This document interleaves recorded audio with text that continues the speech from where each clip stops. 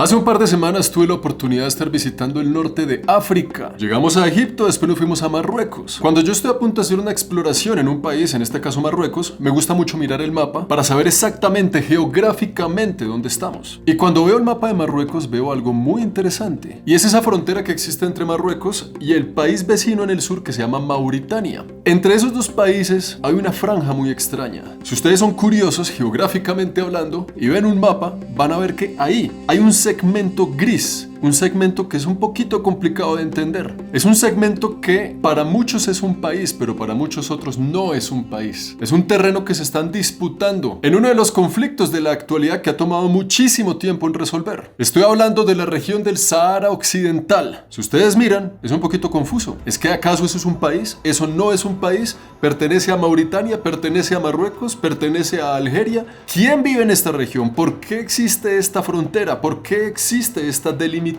¿Quién es la gente que aquí vive? ¿Qué es lo que pasa realmente? Estando en Marruecos, un país al cual les dejo esta saga de videos que están por aquí, me costó bastante entender qué es lo que pasa en esta frontera. Y por eso he hecho este video de aquí. Para que a todos nos quede más claro qué es lo que pasa en esta parte del mundo. Sean bienvenidos.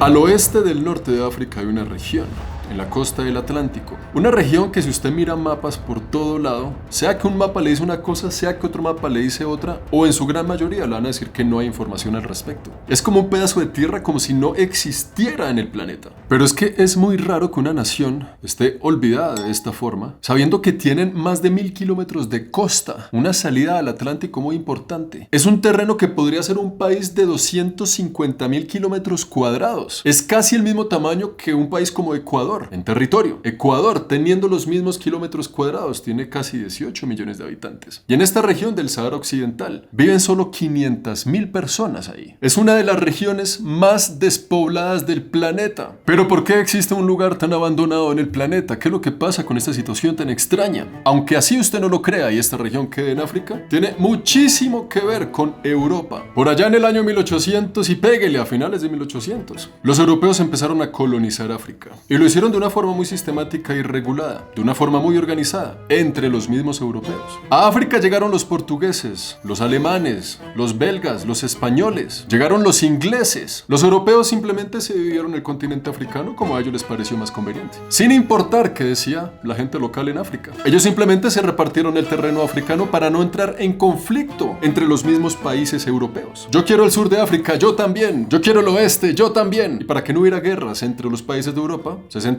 y dijeron, hagamos esto así, y usted coja esto, usted coja esto, usted coja esto. Y África estuvo colonizada por los europeos por muchísimos años. España entonces dijo que él quería tomar el terreno de toda la costa de lo que conocemos hoy como el Sahara Occidental. Y poco a poco, al tener el poder sobre esta costa, los españoles dividieron el terreno del Sahara Occidental en varias provincias o territorios. Después de muchísimos años, en el año 1900, casi 60, como España tenía mucho control sobre el área del Sahara Occidental, decidieron llamarlo el Sahara Español. En esos tiempos, el 90% del territorio africano estaba siendo colonizado por algún país europeo, siendo los españoles los dueños del Sahara Occidental. Luego cayó la Segunda Guerra Mundial y por ende se fundaron las Naciones Unidas. Las Naciones Unidas se crea para cuidar los derechos humanos, para promover la paz internacional. Y para que las cosas tengan sentido con la razón de ser de las Naciones Unidas, ellos crearon toda una política alrededor de los derechos humanos. Entre esta política hay un artículo que creo que es el 73, donde se está en contra de la colonización como tal. Porque la colonización es la violación más grande que puede haber contra un pueblo y contra los derechos humanos. En el momento en el que nacen las Naciones Unidas hay muchísimos países todavía bajo el mando de algún país europeo. Y muchos de ellos estaban en África. En 1960 se hace un gran esfuerzo por parte de las Naciones Unidas para erradicar la colonización en el planeta. Por eso países como Uganda, en el este africano, celebran su día de independencia en el año 1962. Y pronto, las banderitas europeas del continente africano se fueron eliminando una a una. Y cada uno de estos países fue tomando su independencia, volviéndose un pueblo soberano, con un gobierno propio. A algunos les fue muy bien, a otros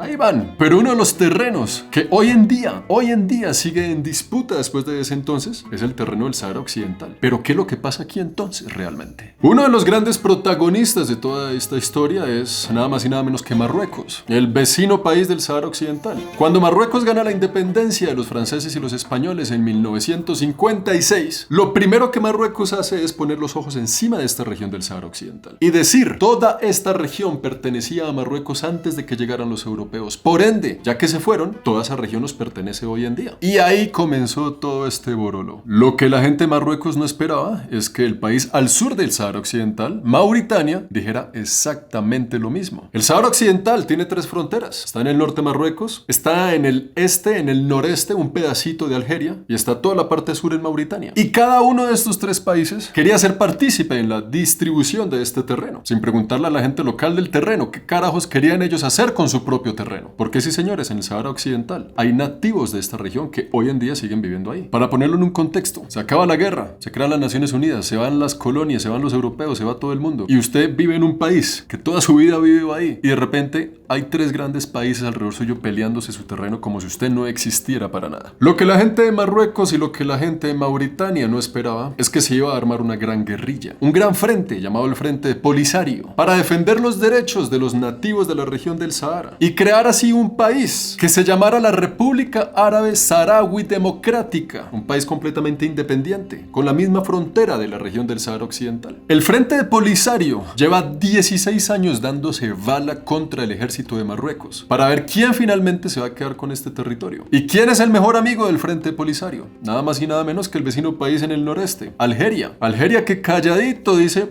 No, yo estoy tranquilo aquí en mi país, no pasa nada. Marruecos y Mauritania síganse peleando ese territorio. Pero por debajo de cuerda, apoya a estas guerrillas para que ellas vayan a pelear y puedan ganar el territorio completo. Es un conflicto muy enredado de entender. Pero póngale cuidado que los españoles no están completamente fuera de la fotografía. Mientras ocurrían todos estos conflictos, el territorio del Sahara Occidental estaba siendo disputado por Marruecos, por Mauritania, por el Frente Polisario. Pero España todavía tenía ahí intereses. Y también estaba peleando para ver cómo podía llevarse una tajada del pastel. Al Frente Polisario le tocó darse balín, no solo contra el ejército de Marruecos, sino con todas las tropas de los españoles que estaban en la región. Ellos iban atacando a todo lo que no fuera Frente Polisario en el desierto del Sahara. Pero entonces los españoles ya tenían a las Naciones Unidas acá diciendo, hey hermano, habíamos dicho que no más colonización, ¿qué pasa? ¿Por qué no se han ido a la casa? Deja a esta gente tranquila. España no tenía ganas de pelear con nadie, no tenía ganas de guerra, y mucho menos por una tierra que tenía que dejar ir de todas formas. Entonces los españoles dijeron, ¿sabe qué? Yo me quito de esta pelea, pero hagámoslo de una forma justa.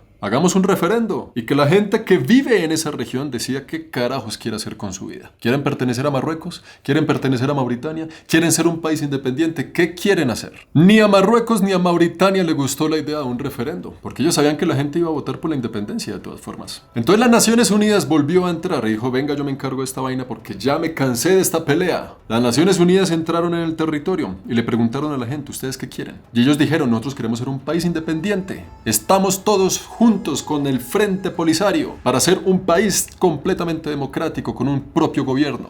Entonces después salieron los resultados, diciendo que, sí señores, por cosas de la historia antes de la conquista, Mauritania y Marruecos tienen derecho a decir que esa tierra es suya, pero en la actualidad no tienen derecho a tomarla sin la autorización de la gente local. Como la gente de Marruecos vio que iba a perder el territorio, que iba a perder su tierra, la oportunidad de que Marruecos fuera mucho más grande hacia abajo, ganando toda esta costa del Atlántico, hicieron una gran marcha en ese entonces. Esta marcha se llamó la Marcha Verde, una marcha pacífica, pero de 300,000 personas, con banderas de Marruecos, entrando a todo el territorio del Sahara Occidental, para poner presión y decirle a los españoles, hey hermano, ya, firme el papel hermano, diga que este terreno es de nosotros y dejémonos la vaina aquí ya tranquilos. Todo el terreno del Sahara Occidental se llenó con banderitas de Marruecos a lo largo y ancho. Las 300,000 personas que marchaban de forma pacífica iban acompañadas de tropas del ejército de Marruecos, por si acaso, usted sabe. Somos pacíficos, pero uno nunca sabe en qué momento se destapa la olla picha. Y poco a poco, el territorio del Sahara se llenó de gente de Marruecos. Pero entonces cuando la gente de Marruecos estaba entrando en el territorio del Sahara, se encontraron de frente con el Frente Polisario.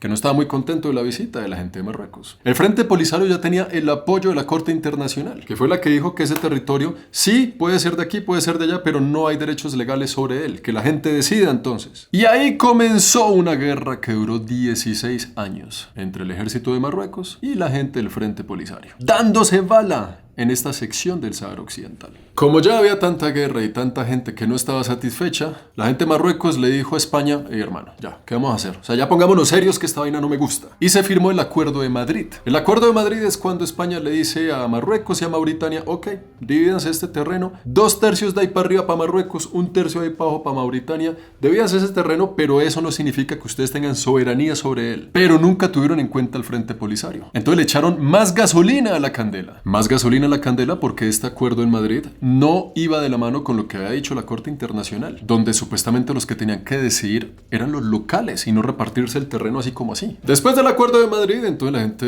de Marruecos y Mauritania empiezan a entrar poco a poco en el territorio del Sahara para encontrarse con una gente, el Frente Polisario, que estaba realmente emberracada con el asunto. La gente del Frente Polisario fue a decirle a los algerianos: ayúdenos porque esto está saliendo de control. Ellos inyectaron capital y esta gente se armó hasta los dientes para proteger su territorio. Cuando todo esto se estaba calentando en el año 1970 y péguele, los españoles dijeron: uy no hermano, eso se está volviendo allá un sancocho, esa vaina está más fea, eso está, y además que ese terreno que eso es puro desierto, no, yo ya, ¿sabe qué? Hagan lo que quieran, yo me retiro. Y los españoles dijeron: yo de este parche me voy, mejor hagan ustedes lo que quieran, mátense allá, me fui. Y España se retiró del baile. Cuando el Frente Polisario ve que España ya no estaba encima del terreno, al otro día dijeron: este país se llama la República Árabe Saharaui Democrática, y pusieron su bandera y dijeron: esto es un país, Mauritania y Marruecos se me largan para su casa. Vieron la oportunidad, se fueron los españoles y ahí estaba el papayazo. Cuando el Frente Polisario estaba tomando posesión de la tierra, hizo lo que cualquier persona hubiera hecho en su lugar: ir hasta el 1/3 que pertenecía a Mauritania según el Acuerdo de Madrid y entrar al país Mauritania con todas las fuerzas armadas hasta la capital, Nuakchot. Como Mauritania no tiene un ejército tan fuerte y no quería entrar en conflicto con nadie, entre Mauritania y el Fuerte Polisario firmaron un acuerdo de paz y Mauritania le dijo al Frente Polisario en su capital: ¿sabe qué? Coja el 1/3 que los españoles me habían dado a mí, se lo regalo, eso es suyo. Yo los voy a reconocer como la república independiente que ustedes quieren ser. Firmaron el acuerdo, se dieron la mano y ese 1/3 de la región del Sahara Occidental pasó a control del Frente Polisario. Ellos estaban ganando la batalla. El Sahara Occidental se iba a convertir entonces en un país independiente por fin. Hay esperanza, hay luz al final del túnel. Pero no tan rápido, mi querido Watson. Porque cuando los de Marruecos vieron esa situación, de una vez se expandieron y dijeron: ah bueno, ya que Mauritania se fue, este 1/3 nos pertenece porque según el Acuerdo de Madrid, y ustedes saben, este terreno me pertenece por toda la historia y todo lo vivido. Frente Polisario, si nos vamos a dar todos juntos. Saque lo que usted mejor tenga, saque sus tanques, que yo también tengo los míos. Yo no me voy a dejar quitar ese tercio de país. Y Marruecos se fue a pelear ese tercio de país. Cuando ellos firman el acuerdo con Mauritania, el Frente Polisario, o mejor aún, la República Árabe Saharaui Democrática, es reconocido como un país y entra a ser parte de la organización de la Unión Africana, una organización a la cual pertenecen muchísimos países africanos. Estos países africanos reconociendo ese terreno finalmente como un país independiente. A esa organización pertenecía a Marruecos también. Y cuando Marruecos ve que esta organización admite a este país como independiente, él dice: ah, sí, pues quieren a ellos, entonces yo me retiro. Y al retirarse de la organización, tenía entonces todo el derecho de seguir peleando por el territorio. Después de 16 años de estar dándose balín, ellos dijeron: venga, sentémonos a hablar, porque esto ya está muy pesado, hermano. A mí ya se me está yendo el presupuesto en balas, en pólvora, en balines. Siéntese ahí, hablemos, porque ya hablemos. Se sentaron a hablar y firmaron un acuerdo de paz, un acuerdo para por lo menos no darse balín, para por lo menos bajar las armas y ya empezar a tener un diálogo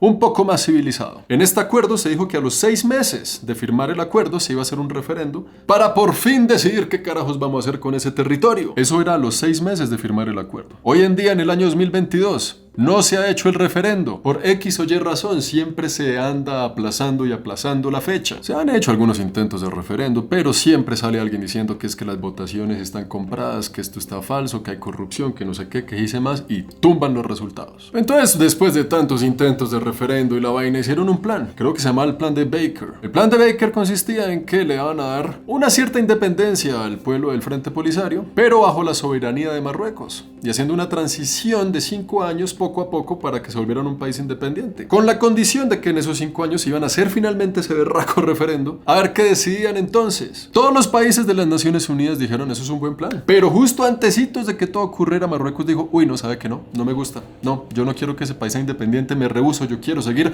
fregándole la vida a esa gente del desierto. Y toda esa historia nos lleva a la actualidad, al día de hoy. El día de hoy es que el 80% del terreno está controlado por Marruecos, donde están los pocos recursos que tienen, aunque por pocos me refiero también a que hay mucho petróleo aún que no han explotado bajo ese desierto, y controla toda la costa, que es la salida de esos recursos al resto del planeta. El 20% restante, que es controlado por el Frente Polisario, es puro desierto y ahí no hay absolutamente nada. Inclusive las fuerzas del Frente Polisario no están dentro de ese 20%, ni siquiera viven en la franja del desierto occidental del Sahara. Ellos están ahí arribita pasando la frontera en Algeria. Algeria los acoge como si estuvieran en su hogar. Les da alimento, les da posada y también les da armamento, para que puedan atravesar esa frontera y controlar la línea fácilmente. Porque es que el 20% donde están ellos es completamente invivible. O sea, le dieron el 20% más picho a la pobre gente. Hoy en día, en la actualidad, la República Árabe Saharaui Democrática es reconocida por 45 países de las Naciones Unidas. Solo 45, porque 39 países han retirado su reconocimiento como un país independiente. Y la mayoría de estos 45 países que lo reconocen están dentro de África. Pero también hay países afuera que lo reconocen. Por ejemplo, México, Venezuela, Bolivia y Ecuador. Ningún país ha reconocido que este territorio le pertenezca a Marruecos. Así en este momento se ha controlado 80% por Marruecos. Pero mucha gente dice que sí, la gente del Saharaui debería tener cierta independencia y que estén bajo la soberanía de Marruecos, por lo menos por ahora. En este momento,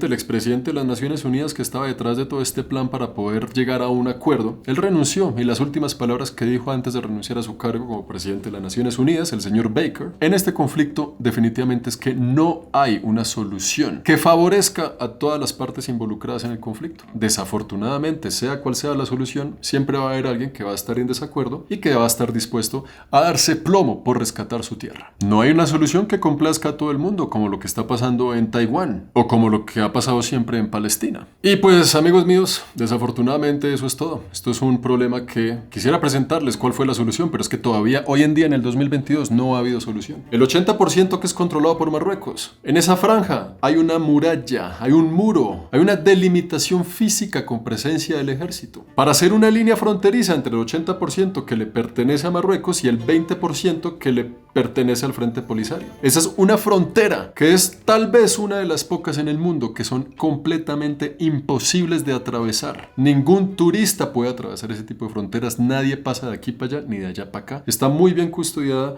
están todos allá armados hasta los dientes. Es un lugar del mundo que simplemente no se puede visitar. Y bueno, amigos, quería dejarles este video aquí para que entendamos un poquito del conflicto geográfico de esa parte del planeta. Muy interesante. Mientras hacía mi recorrido por Marruecos, mi objetivo era atravesar a Mauritania por vía terrestre. Sí hubiera podido lograrlo. Fue más fácil tomar un avión a Nuakchot. No se pierda entonces los próximos videos para que exploremos juntos una pequeña saga de videos en uno de los países más extraños, peculiares, raros y complicados que he tenido la oportunidad de visitar en mi vida. Estoy hablando de Mauritania. Llegué a su capital, a Nuakchot, hice un recorrido hasta lo más adentro del Sahara y visitamos lugares realmente muy extraños, muy alucinantes, muy raros, muy difíciles de explicar. Pero todo eso se los dejaré en la saga de Mauritania que viene después de este video. Los que no saben más o menos qué está pasando aquí, antes de publicar este video, hubo unos 4 de Marruecos, viene Mauritania y algunas cosillas más del continente africano. Muchas gracias por haber visto este video. Espero que haya sido de su agrado, que hayan aprendido algo. Esa es una región del mundo que me tenía bastante intrigado. De pronto hay muchos detalles que no logré mencionar en este video, que ustedes tal vez lo sepan. Para eso está la cajita de comentarios. Ahí estaré leyéndolos. Déjenme saber, por favor, si les gustan este tipo de videos y así me pondré las pilas y haré muchos más. Por ahora, eso ha sido todo por hoy. Nos vemos en el próximo video. Chao, Lin.